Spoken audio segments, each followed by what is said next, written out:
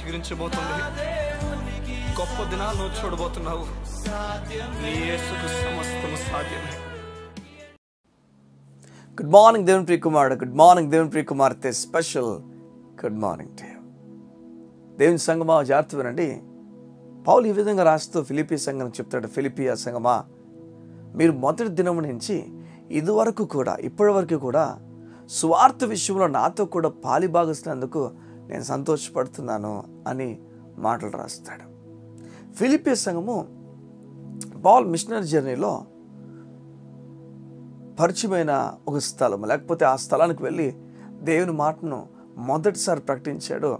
పౌలే ప్రకటించాడు. ఆ చోట్ల మాసిదోనియా ప్రాంతాల్లో ఫిలిప్పీ సంఘము, తెస్సలోనిక సంఘము, ఈ సంఘాలన్నీ కూడా ఆ చోటే ప్రారంభమయ్యాయి. ఈ తెస్సలోనిక సంఘం, ఫిలిప్పీ సంఘము తర్వాత తెస్సలోనిక సంఘము ఏర్పడింది. ఫిలిప్పీ సంఘానికి వెళ్ళి అక్కడ దేవుని వాక్యాన్ని ప్రకటించాడు, శ్రమపడ్డాడు, శ్రమను అనుభవించాడు. ఆ తర్వాత తెస్సలోనిక సంఘానికి వచ్చాడు. ఫిలిప్పీ సంఘం దగ్గరే చెరసాల్లో పెడతారు. ఫిలిప్పీ సంఘం దగ్గరే చెరసాల్లో ఉంచి ఆ రాత్రి పాటలు పాడుతుంది కూడా అదే స్థలంలో. మొత్తానికి వారందరూ చాలామంది రక్షింపడతారు. ఆ చోట రక్షింపడిన తర్వాత పౌలు తెస్సలోనిక సంఘానికి ప్రారంభమవుతాడు. వెళ్తున్నప్పుడు ఆ సంఘం అంతా ఆపి పౌలుకి ఈ విధంగా చెప్తున్నాయా, ఇంత సువార్త, ఇంత రక్షణ సువార్తను మాకు అందించావు, మమ్మల్ని బలపరిచావు, మమ్మల్ని పరలోక రాజ్యం వైపు బాటను తెలుసుకున్నట్లుగా చేశావు.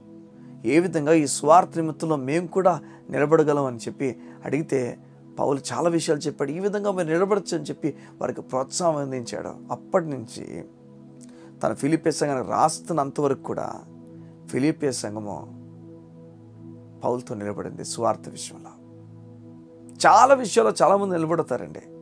సువార్త విషయంలో ఫిలిప్పీ సంఘం నిలబడిందని లేఖనం రాయించాడు దేవుడు. బైబిల్ చెప్తుంది, తెస్సలోనిక సంఘము మిగతా సంఘాలట అవి నిలబడలేదట తినతో పాటు ఇచ్చు విషయంలో. కానీ ఫిలిప్పీ సంఘం నిలబడిందని ఫిలిప్పీ సంఘానికి రాస్తున్నప్పుడు లేఖలు రాశాడు. మాసిదోనియాలో ఎవరు నిలబడలేదు, కానీ మీరు నిలబడ్డాను ఒక మాట రాసేస్తాడు. నిజం ఇదే. నీవు దేవుని కోసం నిలబడితే, స్వార్థ నిమిత్తం నిలబడితే పరలోకమందు నీ గురించి రాసేస్తాడు దేవుడు. నువ్వు నిలబడిన విషయాన్ని పక్కకు తీస్తాడు దేవుడు. ప్రత్యేకంగా పేరును రాస్తాడు ప్రత్యేకంగా. ఎందుకంటే స్వార్థ నిమిత్తంలో నీవు చేస్తున్న పని ప్రకటించు వానితో కూడా నువ్వు సమానంగా వెళ్తున్నావు అర్థం. ప్రకటించు వానితో బైబిల్ చెప్తుంది, పౌలు చెప్తాడు, నేను ప్రకటిస్తున్నప్పుడు ఈ కృపలో మీరు కూడా పాలిభాగస్తూనే ఉన్నారట.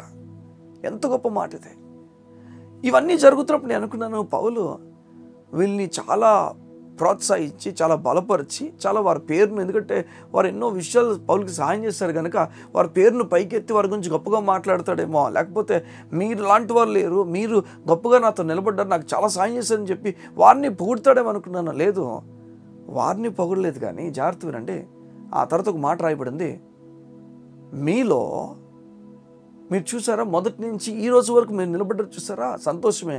కానీ మీలో ఈ సత్క్రియ, ఈ మంచి కార్యము, మంచి పని ప్రారంభించిన వాడు దేవుడే, అంతం వరకు ఆయన చూసుకుంటాడని చెప్తాడు.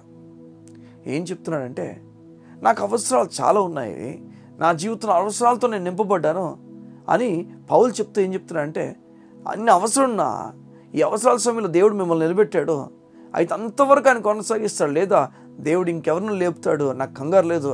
కానీ మీలో ఈ మంచి కార్యం ప్రారంభించింది మాత్రం దేవుడే, ఆయన వైపు నాకు ఆనందిస్తున్నాను. నిజం సంగమా, పౌలు మనకేం నేర్పిస్తున్నా అంటే మనుషులపైన ఆధారపడద్దని చెప్తున్నాడు. నిజమేది, మన మనుషులపైన ఆధారపడకూడదు. సేవకులు ముఖ్యంగా ఎవరు మనకు సాయం చేస్తారని చూడాల్సిన పనిలే. నిశ్చయముగా దేవుడు మన కొరకు ఎవరిని దాచుంచాడో వారిని దేవుడు లేపుతాడు. లేదా కాకుల ద్వారా కూడా దేవుడు ఆహారమును మనకు పెట్టగలడు. పైనుంచి వర్షం వలె మన్నాని కూడా దేవుడు కురిపించగలడు. అవసరమైతే ఏదైనా చేయగలడు. ఆయన మారిపోలేదు, ఆయన అలాగే ఉన్నాడు. నేను పోషించడానికి తెలుసు. ఈ లోకం ప్రశ్నిస్తుంది మనకు ఒక ప్రశ్న, సేవకుడు కదా ఎలా పోషించబడతావు, మనుషులు ఇస్తే తప్ప నువ్వు పోషింపబడవు. అది నిజం కాదన్నటికీ కూడా దేవుడు ఎవరినైనా వాడుకోగలడు, దేవుడు ఏదైనా చేయగలడు. అది అవసరమైనప్పుడు ఆయన ఏ విధంగా చేయాలో ఆయనకు తెలుసు, ఆయనకి ఎరుకే ఉన్నది. దానికి సేవకుడు ఎవరికి జవాబుదారి కాడు, ఎవరికి జవాబు చెప్పాల్సిన పనిలే. కానీ ప్రతి ఒక్కరికి మనం జవాబు చెప్పినప్పుడు అది ఎవరైనా కృపా సహితముగా దేవుని లేఖనాలు జవాబు చెప్పమన్నాయి కనుక మనం కృపాసహితంగా ప్రేమతోనే ఒప్పు వేసినట్లుగా మనం చెప్పాలని లేఖనాలు చెప్తున్నాయి కనుక మనం ఆ విధంగా ప్రేమతో మనం చెప్పుకొని వెళ్తాం. ఈ ఉదయం దేవుడు నీతో మాట్లాడి చెప్తున్నాడు, అయ్యా నీతో మాట్లాడుతున్నాడు దేవుడు. నిరాశపడాల్సిన పని లేదు. దేవుడు చూసుకుంటాడు, దేవుడు ముందుకు నడిపిస్తాడు. పౌలు ఎంత ధైర్యం ఉందంటే, నాకేం పర్లే, నేను ఏ స్థితిలో అయినా నాకు ఉండడం తెలుసు.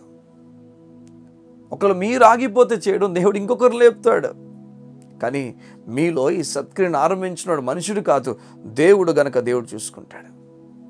ఏదైనా ధైర్యంగా మాట్లాడగలవు. మనం నీతి నమ్ముతున్న వ్యక్తి ధైర్యంగా మాట్లాడగలడు.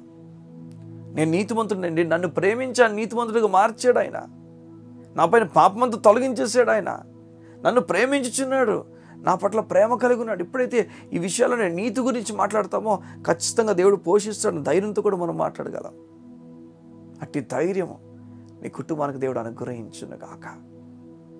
ఈ ఉదయం నమ్ముతారా? నాతో కలిసి దేవుడు పోషిస్తాడు, నమ్ముతారా? విడిచిపెట్టడు ఆయన, 100% నేను పోషిస్తాడు. గొప్ప ధైర్యము నీకు నీ కుటుంబానికి దేవుడు కలుగు చేయును గాక. కళ్ళు మూసుకున్నట్లయితే మీ గురించి ప్రార్థన చేయడానికి ఇష్టపడుతున్నాను. మా ప్రియ పరలోకపు తండ్రి, మీకు వందనాలు. నీ బిడ్డలు మనుషుల మీద ఆధారపడకూడదని మీరు ఆశపడుతున్నారు. నీ బిడ్డలు మనుషుల మీద ఆనుకోకుండా నీ మీద ఆనుకోవాలని మీరు ఆశపడుతున్నారు. నీ బిడ్డలు నీ పైన ఆనుకోవడానికి ఆశపడుతుండగా నీ ఆశను వారు నెరవేర్చి నీ హృదయ కోరిక ప్రకారంగా వారు బ్రతుకున్నట్లుగా తండ్రి నీ బిడ్డలని మీరు దీవించండి, వారిని ఆయుత్తపరచండి, బలపరచండి, వారిలో నూతనమైన కార్యము జరిగించండి. నీ కొరకు వారు బ్రతికి చలించినట్లుగా ఉన్నతమైన కార్యాలు తలపట్టులాగా సాయించండి. నీకు వందనాలు. నీ కృపకు వారిని అప్పగించుకుంటూ యేసు నామమున ఈ దినము ఊహించని కార్యాలు వారి జీవితం జరిగించమని అడుగుతూ ప్రార్థించుచున్నాను తండ్రి. Amen, amen, amen. ఈ ఉదయం దేవుడు నీతో మాట్లాడి చెప్తున్నాను, నిరాశపడద్దు, గొప్ప కార్యాలు మీ కొరకు దాచించని చెప్తున్నాను. God bless you. See you tomorrow.